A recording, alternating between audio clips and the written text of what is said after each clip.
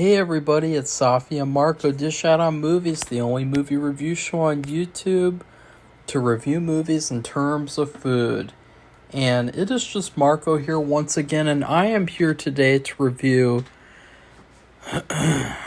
another movie by the lesser Coen brother.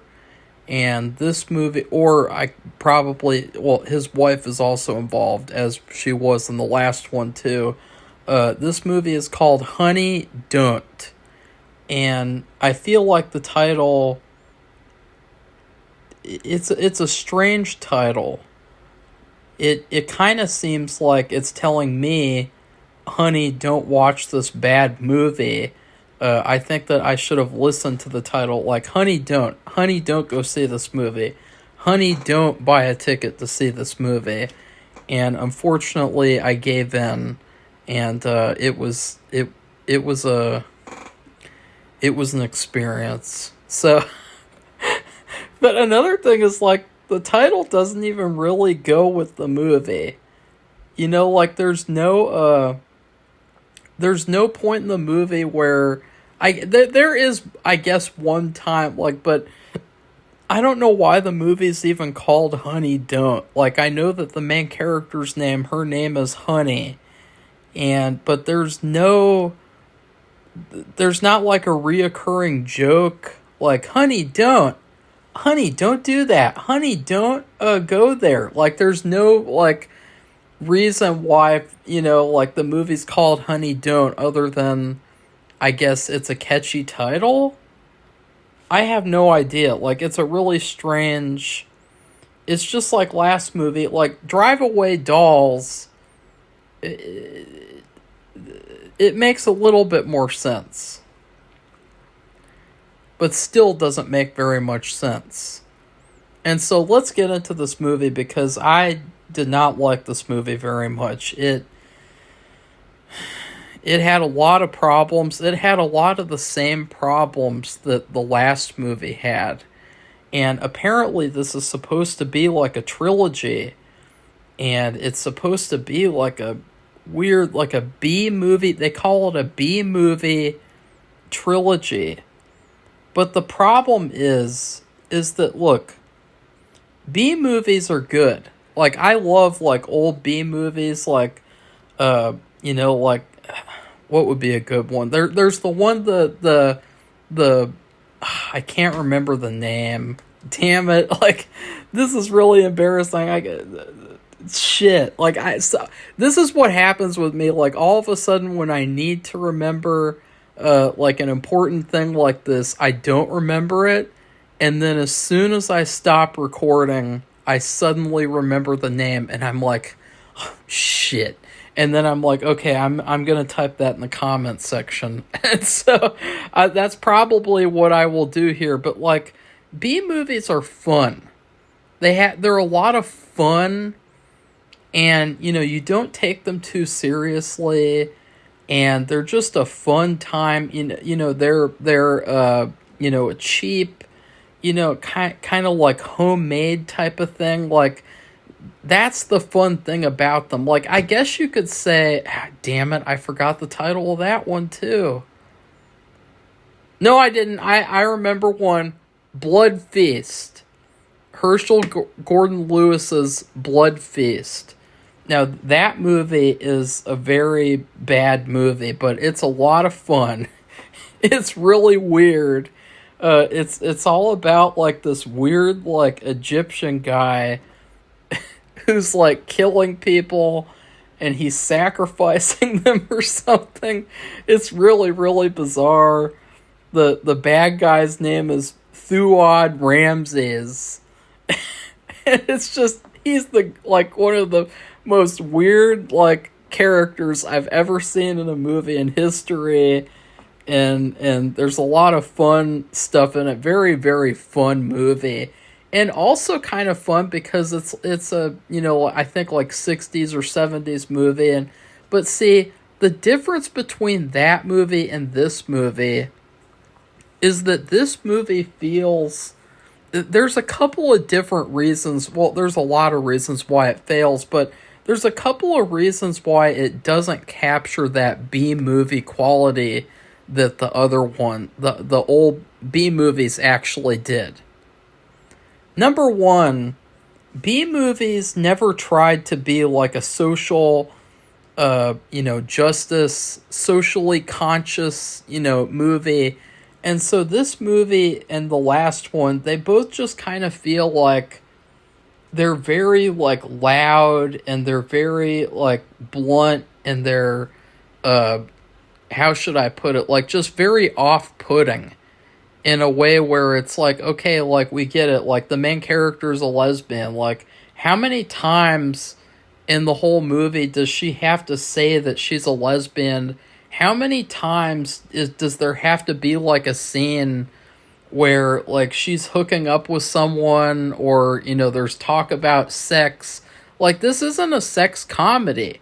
It's a mystery movie, I guess. It's a thriller. It's an action movie. I don't know what it is. It's a giant mess. Another reason why this movie doesn't capture the good qualities of old B movies is that, look, Coen Brother movies, a lot of them are very weird, but they never cross the line to where you feel like they're doing weird for weird's sake. And you never feel like it's just like, okay, like that character is weird because it's funny or it's quirky, or hey, here's a weird thing. Here's a weird scene we could do. Here's a weird little funny thing that we could do. There's never a feeling like that. There was always like this serious and earnest feeling. Like an earnest feeling where you took the story and you took the character seriously. But in this movie in particular, I would say even more so than the last movie, it feels like they're trying to insert every type of weird thing they could do. And that's another thing too, is that the old B movies, they didn't, as far as I could tell, like you look at like Ed Wood movies and stuff like that, they didn't think that they were making a B movie a lot of the times. They thought they were making like a good movie, and they were just putting their best foot forward. And this movie, it feels like the weirdness is very contrived. It feels like every single scene and every single character, there's like a quota for what the weirdness has to be. Like, okay, this scene's got to be weird in some way. There's got to be something weird that happens. There's got to be a weird character or something. And that is a problem because it distracts from the story and it feels contrived and it doesn't... It's like the movie... This is like that guy or girl who looks back too much on high school, someone who, sits around and says, oh, remember when that one thing happened in high school? Remember that girl from high school? Remember that guy from high school? Remember that teacher from high school? That's what this movie feels like, because this feels like the lesser Coen. It's like he's doing weirdness because he thinks that that's what Coen movies have to be, Coen Brothers movies. But what's really funny is that if you go back and look at their first movie, which was Blood Simple, which was a fantastic movie and a very underrated movie, but very simple. It's a simple movie, but there's like a couple of little weird things in the whole movie. But for the most part, it's a serious, scary, suspenseful, badass movie. And it's so weird because I look at this movie and I look at Blood Simple and it's like, how in the hell did the same person who made that movie with his brother make this movie with his wife? I mean, this movie is just a disgrace, but it's like, there were a lot of things in the movie where it felt like he was trying to recapture something from old Coen Brothers movies. Like, for instance, there's this guy who's got, like, long blonde hair, and he plays a henchman of one of the characters in the movie, and he looks they kind of make him look like one of the henchmen from The Big Lebowski.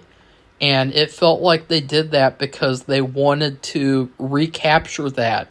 And then they also had I will just say, too, Margaret Qualley, she is once again terrible. And her character, everything about her, it feels like she is a stand-in for Frances. Is it Frances what was her name? McDermott? I can't remember. Yeah. See, I remembered at that time. Frances McDormand. I can't remember. I think she was married to the other Coen brother, and she used to be in a lot of their movies as the star, and it really feels like they are treating Margaret Qualley like she is Frances McDormand. And the problem is that the characters that they have given her to play are really, really unlikable. And this one is a little bit better than the one from the last movie with that irritating and annoying accent that she did, the southern accent last movie, where she was, I don't even want to think about it or remember it, actually. But in this movie, she's basically playing the same character. She has a job that she works at. There's a male character there who hits on her, and she constantly shoots him down. But she doesn't just shoot him down. She goes out of her way to kind of belittle him and berate him, and to, you can tell that this is a hateful person. She is a hateful person. She's a hateful character. And you end up finding out it all has to do with her dad, and how, her dad was mean to her, and he beat her as a kid. And it's just all the same old bullshit that we've seen a million times. But what I really despise about this character, and this is the difference, because I don't want people to think that I don't like this character just because she's lesbian, because that's not the only I will say it, the thing is, her sexuality is not important to me. What's important is the fact that they treat her sexuality like it's her big character trait. And as I've said in many other videos, sexuality is not a character trait. Who you sleep with has nothing to do with who you are as a person, except for who you specifically sleep with.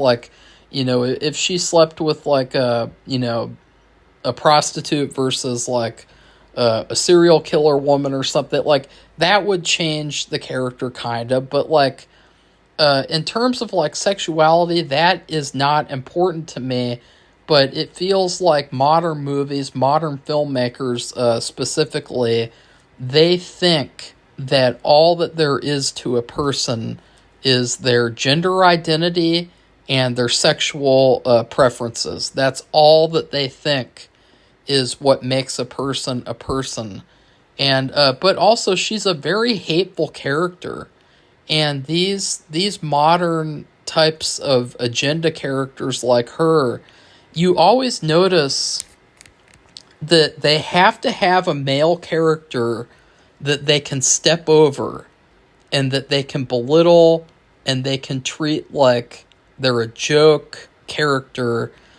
There's always a male character like that. And it's really interesting, because if it was the opposite, if there was a movie nowadays with a powerful male character, and he stepped on a smaller female character, people would say that it's a sexist movie. And they would say that it's bad, and they would say that he's a shitty character, it's a bad movie.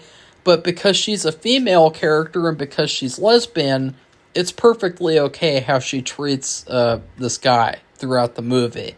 And it makes her a really, really unlikable, nasty, nasty character. And what's really funny, too, is that she's only in like 40% of the movie. The movie continuously cuts away from her character, which is funny because, as I said in my Letterboxd review, there's another character in the movie, and he's like a side character. His name is Hector. And he comes in the movie all of a sudden out of nowhere, and he is the most likable character in the whole movie. And he has this great little story, and I felt like I would have loved to have just watched a whole movie about him. Like, if I could see a whole movie about that guy and the story that he had, that was actually interesting. There was some suspense there, but all of it was played for comedy. And all of it was played for, isn't this weird? Isn't this goofy? And so, yeah. But as I was saying, like, they keep on cutting away from her character. It's like the movie, it's like maybe one of the filmmakers doesn't like the stuff, like the bad stuff in the movie, and the other one loves it. And so the one who doesn't like the bad stuff, he constantly cuts away from it so that we can be distracted by other characters, other stories, and other plots. Like, there's this whole opening scene of the movie.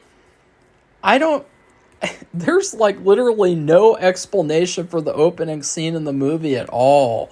It's just like this bizarre random thing that happens. I guess it's a red herring, and you have this character, and they made her look like Uma Thurman in Pulp Fiction, which was again like they're trying to recreate the past, or she's like the artsy chick from The Big Lebowski, again trying to recreate the past. And, yeah, let's see in my notes. Let's see if I missed anything. Oh, yeah. There's a part in the movie where Margaret Qualley talks to her 9-year-old niece about why they can't get married and have children together. And that's just another example of the type of weird, gross shit that they have in this movie. Like, I'm not going to say anything else, because I could say something. Let's just say, okay, if you had a niece or a nephew who was a child, and you had a conversation with them about why you can't get married and have children together, probably what would happen, rightfully so, is that you would get the cops called on you for being a sex pervert. And, but no, it's treated like it's like this funny, like, quirky thing that happens. It's just really, really weird stuff in this movie, guys. There's another scene, okay. Wait. There's another scene where Margaret Qualley is on a date with Aubrey Plaza. Aubrey Plaza is hardly in the movie. They really misused her. I think actually it would have been much better to have her star and then Margaret take the side role in this movie, because she did a much better job and she was a lot more likable, even though she ended up being the villain in the movie. In fact, all the characters in the movie, except for Margaret Qualley, are all more likable than her. So that's bad. But there's a scene where they are on a date at this bar, and they are fingering each other at the bar as they're getting to know each other. They're fingering each other at a public bar. And now, I just saw a video on Twitter. There was a guy at a concert. It was like a rock concert, and he whipped his you-know-what out, and he started doing his thing at this concert. And I was like, okay, like, this is not like that. And guess what happened to that guy? He got beat up, and he got arrested. But in this movie, again, it's like, because these women are lesbians, they treat this disgusting stuff that they do like it's just perfectly okay, it's perfectly tolerable. Like the fact that they're doing this in a public bar in front of all these people because they're so disgusting and they can't just wait to get home.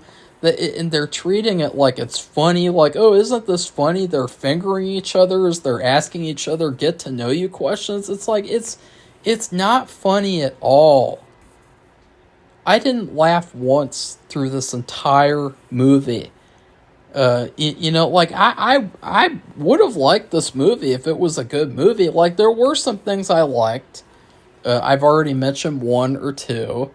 There is some good nudity in the movie, I guess you could say. I mean, there's that. It's kind of hard to get turned on by it though because the movie's so bad. That's one of the problems, That might be an issue just for me, personally. A customized issue. If a movie or a TV show is bad, it's really hard for me to get turned on. Regardless of how much eye candy is in the movie or show, it's really, really hard. And pun not intended, like, a movie, the quality of a movie, the quality of a movie will extend the boundaries of even the most, like, conservative outfits can be attractive on certain actresses, and I won't say anything else. But I will just say, this movie had some good nudity in it, though. It did have some good nudity. It had some good shots. I wish that there was more of Aubrey Plaza, because she was the thickest one in the movie. Actually no, there was another one that was a little bit thicker. There was another character, and I'm sorry how I sound there, but like the characters in this movie aren't very good. So might as well. Like all the guys in this movie, they made them look hot too. Basically, like they made them look like even like the side guy characters, like there's very few characters in this movie in general who don't look like attractive, like objectively, and I thought that was like kind of a strange choice. Like it was almost like they're trying to like have this like old school Hollywood feel, where everyone in movies was really, really good looking, but it wasn't always like that, actually. Like that's kind of like a stereotype that a lot of people say. Like in old movies, there were a lot of old, gross people and weird people. Like, have you guys ever seen the movie The Old Dark House? It's literally Texas Chainsaw Massacre, but in a mansion with all these old people and shit. And so, like, yeah. Anyways. Okay, we've done the nudity now. Okay. Okay. Now, Chris Evans, he's a character in the movie. And he's like a red herring bad guy, which it's kind of sad because he actually is a bad guy in the movie. Like, it's not the fact that he's not a bad guy. He's not the main bad guy. He is just like a red herring side bad guy. But it's funny because Chris Evans, I really liked him in Fantastic Four. I really liked him in Captain America. I liked him in Knives Out, even though I thought Knives Out was kind of mediocre and trash. Well, it wasn't trash. It was just kind of... I have no interest in watching, like, the sequels or anything. Like, the first movie was good enough. But, like, Chris Evans in this movie, he's very one-dimensional. He's acting like he's in a movie, and he knows he's in a movie.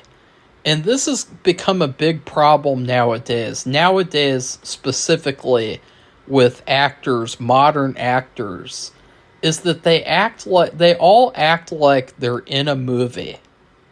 And they're being very cutesy, and they're being very like wink wink, nod nod. And sometimes it is because like the character is breaking the fourth wall, which that's a different thing. But like a lot of the times it feels like the characters are breaking the fourth wall just by how cutesy they're acting.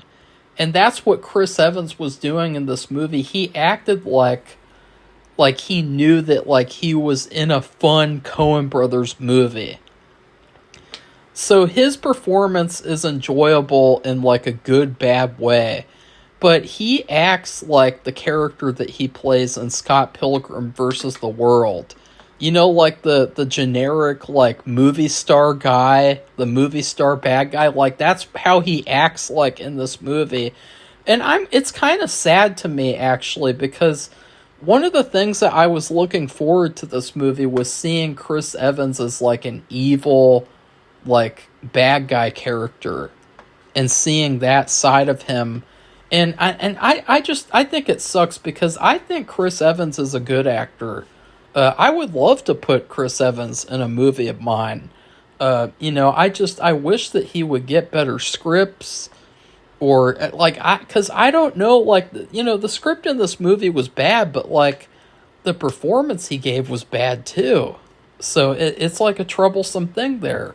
Yeah, he needs a role where he can really show his range and shit. Like he needs like a good like spotlight moment, like Captain America. Well, actually, no. Get away from Marvel as far as possible, because that ship is burning and it is sinking in the ocean. And the only thing that's going to bring it back is jingling and jangling the keys to attract fanboys. Like, oh, look, this actor's going to be in the movie. Oh, my God.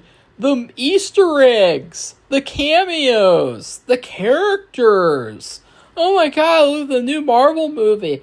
Iron Man's gonna be in it. Captain America's gonna be in it. It's like, who cares anymore? Who even fucking cares about Marvel movies? I am DC all the way. And guess what? DC's not doing very good either. So I'm fucked. I'm really fucked. I'm fucked up the ass. And it's fucked. And that's another weird thing in this movie. Another gross part. There's a lot of gross out stuff in this movie. There's a part where we get to see Margaret Qualley cleaning her sex toys with like a scrub brush. And it was such a gross shot. It reminded me of look, I would never, ever, ever want to see that in a movie. It's not sexy. It's not there's nothing about that. Like, it's so gross. Like, the scrub brush itself, like it looked like, oh God. It just was like, why are you showing that to us?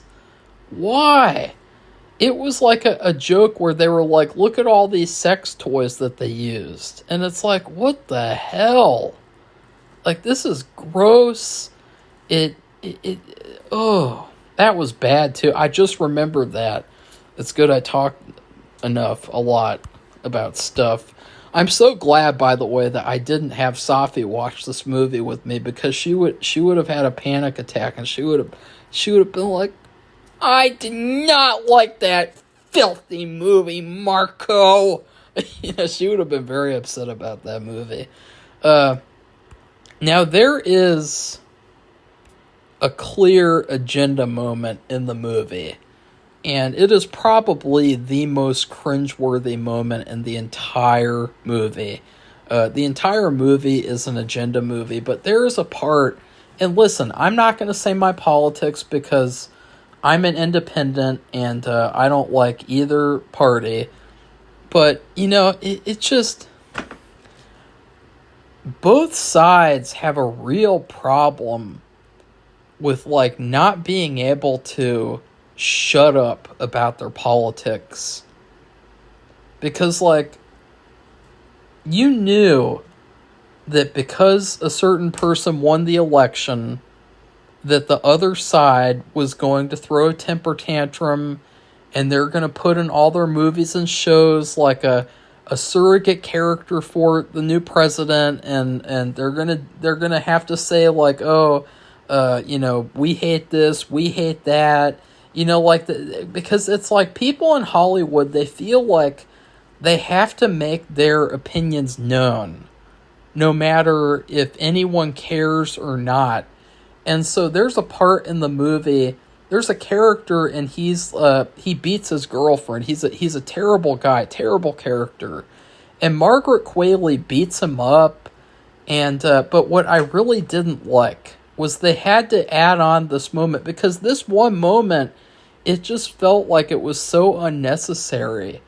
And it felt like it was such a giant FU to the audience, and like such a pandering moment, and just like, who cares like about like the politics of the people who made this movie? Like, why do I have to go to the movies so that I can see some sort of a political agenda spiel by these millionaire people who don't give a fuck about me? Like, like they have this moment where Margaret Qualley sees that he has a MAGA sticker on his car.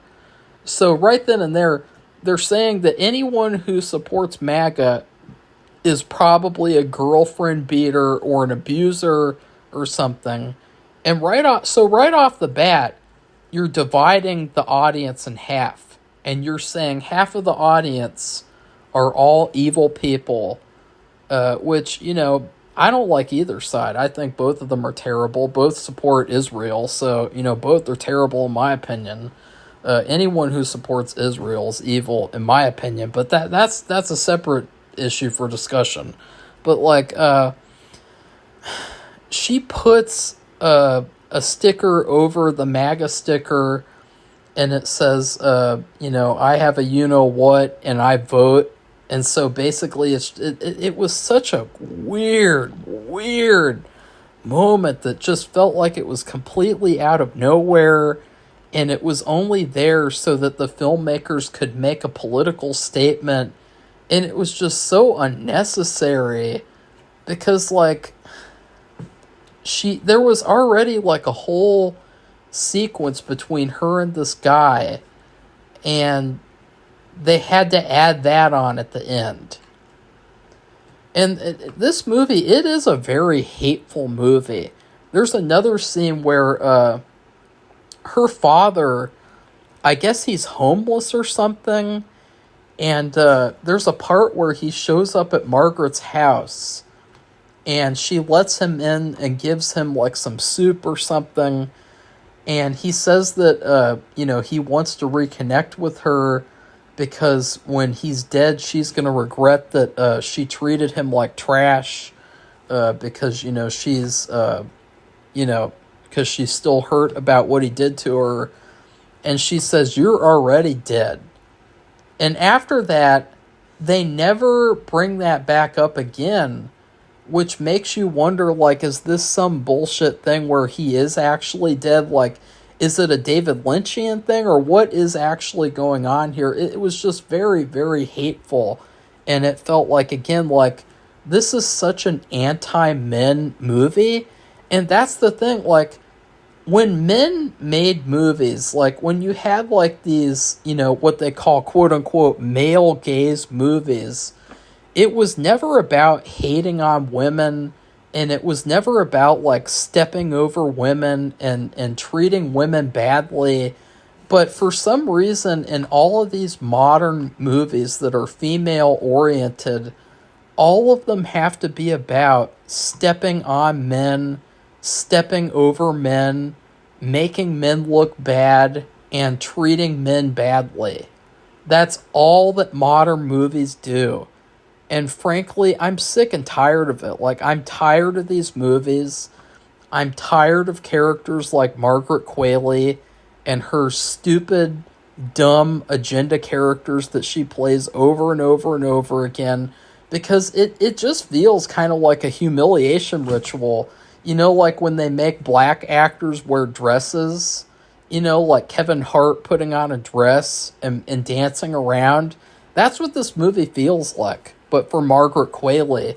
This is a terrible movie, and it ends up the whole mystery. There's like a mystery going on in the movie that nobody really cares about, and that's another thing. It's a mystery movie, but the mystery is just like so like who cares about the stupid mystery in this movie? But it turns out that Aubrey Plaza is a serial killer or something, and she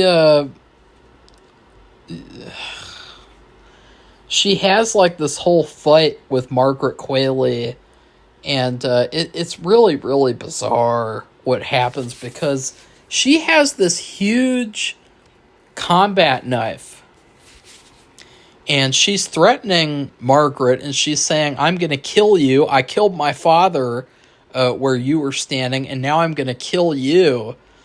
Well, Margaret Qualley sees that there's this boiling pot of tea on the stove, and instead of grabbing, because what I would have done is, look, I do not want to get stabbed.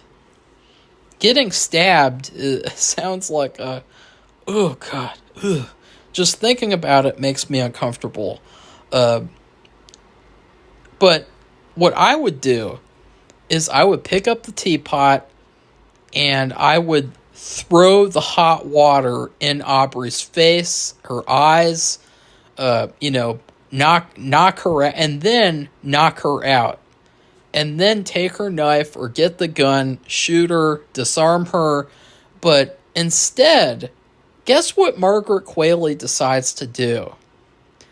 She decides to stand there and not make the first move and to let Aubrey Plaza stab her in the stomach.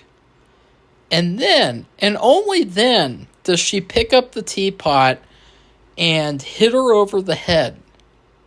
Like a blunt object weapon. So she's not going to use the water on the inside. I mean, it's just very clear, like, throw the water in her face, throw the boiling water in her face. It's very, very obvious. No, she hits her over the head and burns her. And then she burns her hand. And then Aubrey gets up and Margaret shoots her through the teapot and then shoots her in the head. Now, I will say there were a couple of cool death fight scenes in this movie, and I did like shooting her through the teapot and then shooting her in the head. I thought that was cool. That very much felt like a B movie or like an old, like, fun movie type thing. There was also a really, really good scene involving the side character who was the best character of the movie. And he has this moment where he is fighting another guy. And it's such a great little scene. It was so much fun. And it felt like this is what more of the movie should have been like. Because there was some suspense there. There was a little tiny bit of comedy, but it was just very, very creative.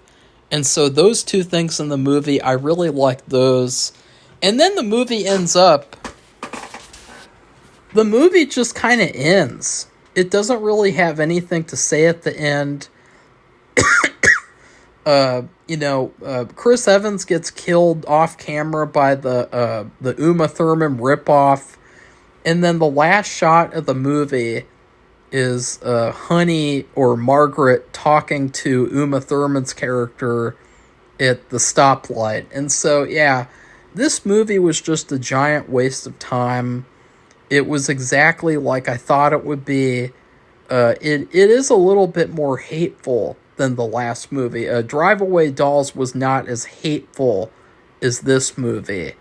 And that's saying something. You know, I think that the lesser Coen brother, he needs to stop. Because the last movie failed at the box office.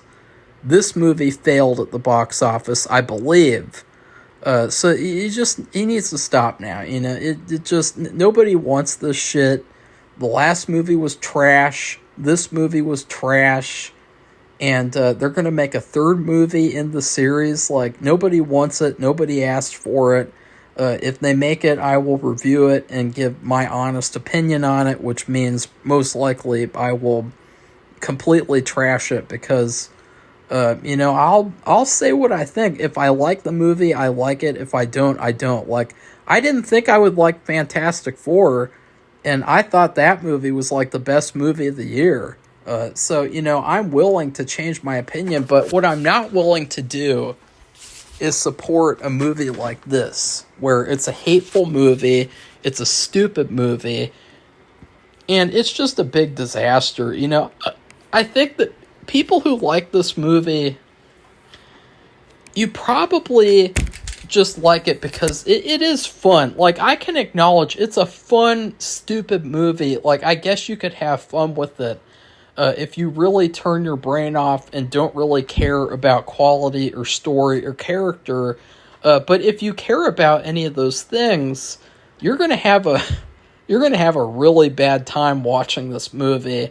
I can't stand these types of movies. I'm so sick and tired of them. I'm so sick and tired of going to the movies and seeing like a movie where it's just like, hey, men are bad and women are good. That's like the only thing that they say in this movie, basically. But anyways, in terms of food, earlier today,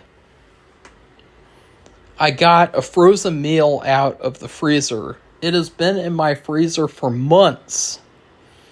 And it is Boston Market Swedish meatballs. And I liked this meal before. I actually put a fillet of leftover salmon in the meal. And it was actually really good. But as soon as I opened up the package this time, because I had leftover salmon, and I thought, ooh, I could recreate what I did before. But what I did was I opened up the package, and the meatballs were gray. Grayish. They were very, very gross looking. And the whole meal smelled weird. It smelled like freezer burn mixed with, just the off-putting smell of the meal in general. And what I did was I heated the entire thing up, I cooked it, and then I stirred it up and I cooked it again. And then I looked at it, I smelled it, and I said, I'm not putting up with this crap again, because like I just got through having laryngitis. I'm not getting sick again. And so I just threw it in the trash. And so this movie, I wish I did throw it in the trash. And I wish I didn't even watch it, because I knew that it was probably going to be bad, because I don't think that the people who made the movie, I mean, it is a little bit better than Drive Away Dolls, because Drive Away Dolls was just abysmal. But this movie is still a horrible 0 out of 10 movie. But it doesn't feel like they take any criticism or they take any feedback into making their movies better. Like, it feels like they're just going to do what they want to do, which is fine. Because, some people like it and, they believed in it. And so, who knows? Maybe the third movie will be better, and I'll actually end up liking the third movie, but it probably won't happen because I'm being very pessimistic in this situation. Yeah. So anyways, if you guys enjoyed this video, please consider joining my Patreon, because I am making movies. I am making 2 movies, and I am making a Goosebumps fan series. And I am releasing a short film in October, and it would really help if you guys join the Patreon. It's going to have ton of exclusive content, bonus content, fun movie reviews, TV reviews, behind the scenes videos, all types of interesting stuff. A behind the scenes vlog on making all of my different projects. Really, really, really cool stuff that you don't want to miss out on. Commentaries and all of this stuff that is on the Patreon is never going to be on my YouTube channel for free. And so if you're not subscribed to my Patreon, you are missing out. And not only are you missing out on incredible, fantastic behind-the-scenes, bonus, and funny, awesome content, you are also missing out on having your name in the credits of my projects. If you subscribe to any of the 3 tiers, you will be guaranteed to get your name in almost any of my projects. And the reason why I say that is because it all depends on which tier you join. If you join the 3rd tier, you get your name in all of my projects. And I am in the middle of editing my short film, which is coming out in October. I am about halfway through editing it. I did cut out a sequence, unfortunately. I cut it out for time so that I could make it like transition better. But yeah, I'm really excited to continue editing that. It's been really fun doing sound effects, and I really just love watching the movie because the color grading. I'm really, really happy about the color grading that I got to do. And also, it's been a really fun experience because unlike the people who made this movie, I'm looking at the movie and I'm looking at like the things that I didn't like, and I'm thinking about how am I going to make this better when I adapt it to a full movie? You know, like if I didn't like something, how am I going to fix that? How am I going to improve it? How am I going to make a better movie, even though I thought this was actually a pretty big success? Well, so to me at least so far, how am I going to make it better? Not, okay, I'm just going to make the same thing again. Because I will say, I do, oh, okay, this is getting a little too, it's getting a little too much, but all in all, go join the Patreon. You will not regret it. The link is in the description. And if you don't, please subscribe to this channel if you'd like to see more honest reviews. And please leave a comment and tell me what you thought of the movie, because I know that some people will like this movie because it's a fun movie, and you can turn your brain off and you can pretend like it's good. And it'll feel good for like a couple of minutes, and then you'll be like, oh wow, what did I just do? I just broke a balloon with my foot without even trying. There was a balloon sticking out of my art tub, and I just broke off the stick, the handle, and the balloon didn't pop, and it's just sitting there, and I broke it off. That's really weird. Anyways, goodbye everybody. See you soon.